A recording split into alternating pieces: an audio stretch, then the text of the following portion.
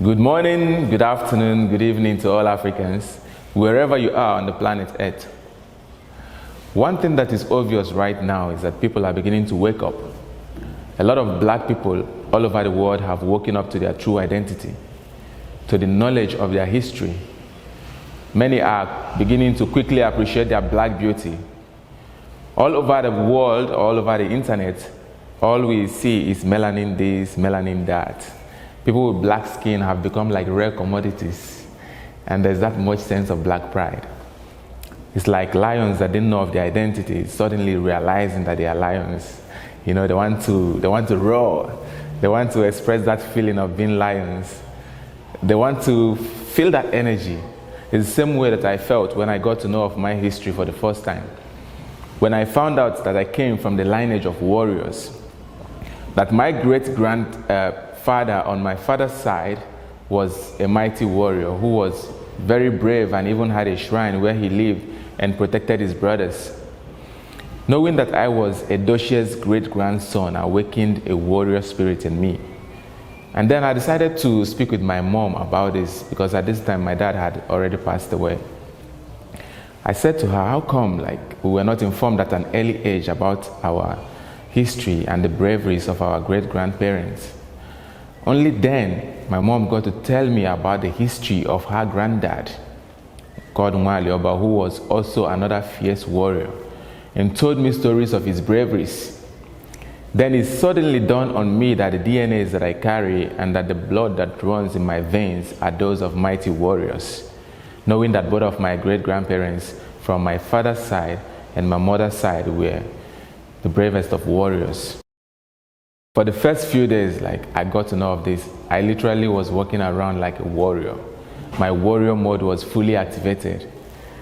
So to me, I think the feeling is similar when black people begin to wake up to their true identities.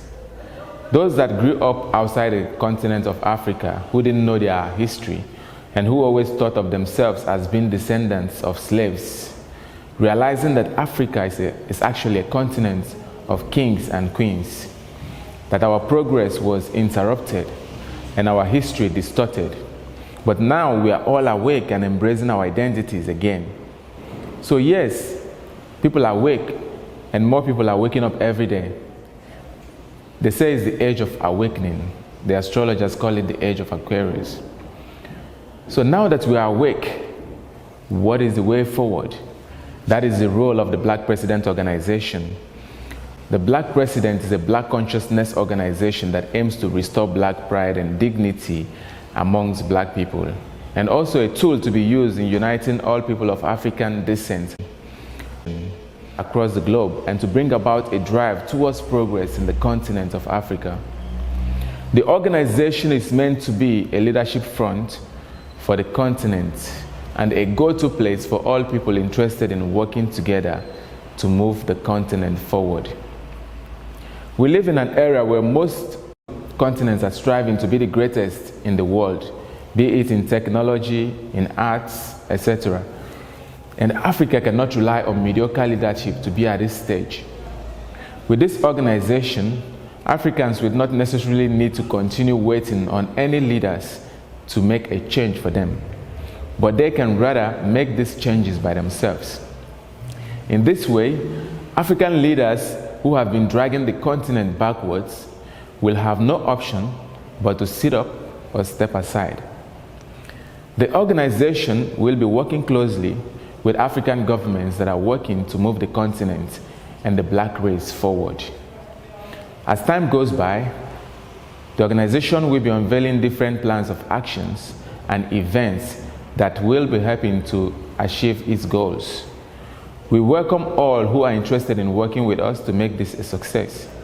For more information, please email us at info@theblackpresident.org.